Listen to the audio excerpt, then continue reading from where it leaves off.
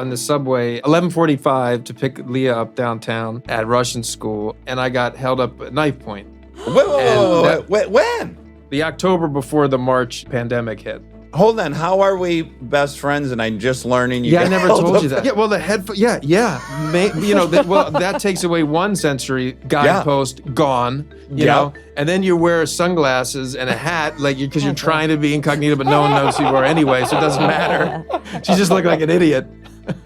So I'm like that, and I'm all the way at the end of the subway, which I would just innately just go all the way down to the end, right? Yeah. And I felt somebody coming up, and I thought, oh, they want to take a photo or something. And then as I turn, I'm literally like this. I'm like up against the post, like it's the French Connection or some. And then I like turn, and I look down, and I see a knife, like a knife probably that big a knife. I'm going to say that's 4.5 inches. No, maybe I'm exaggerating. Maybe like 2.5, Okay. 3. That was actor Bradley Cooper there, sharing the story of how he was held up at knife point on a subway in October 2019.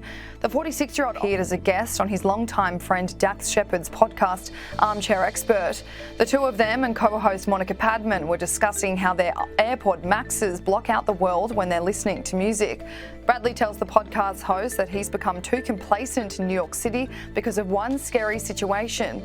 He shared that he was on his way to pick up his now 4-year-old daughter from Russian school when he had his AirPods in, as well as a hat and sunglasses on to disguise himself. While riding at the back of the train, Bradley turned to someone who was standing right with him and looked down to see a knife. He was still listening to music at the time and couldn't hear what was going on. When he managed to run away from him, he ended up chasing him in order to take photos to show police nearby. I look down, I see the knife. I look up. Now, I have my headphones on the whole time, so I can't hear anything. I'm just listening to music. So it's scored. The whole thing is scored. Oh, wow. Yeah, can I ask do you remember what you were listening to? I can't remember. Oh, bummer. I can't remember. I know. I wish it were like the Heat soundtrack. Go ahead. So I look up, I see the person's eyes, and I'm like taken by how young they are.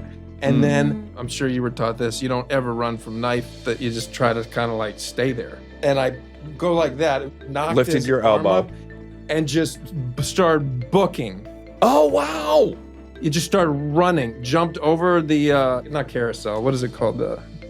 Like the turnstile. The turnstile. Jumped over the turnstile, hit around the white tiled foyer entrance to the subway, took my phone out. Okay. He jumped over, running away, up, and I took a photo of him. And then I chased him up the stairs. He started running up 7th Avenue. I took 2 more photographs of him. I ran down 2 police officers in an SUV, showed them the photograph, and I'm like talking to them.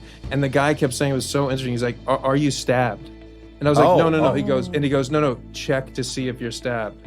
Because realizing like what happens if people get stabbed and they're in shock. Oh my God. And I looked to see if he was right. It was crazy, bro. Ooh. Oh my God. I didn't even know this. Yeah, and then I got back on the subway and picked up my daughter. Like, it was crazy.